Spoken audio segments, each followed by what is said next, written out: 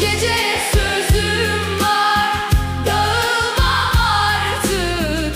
Karanlık üstüme yıkılmaz artık. Düşsem de kalkarım, bırakmam kendimi. Yollar uzun olsa da bulurum yeri.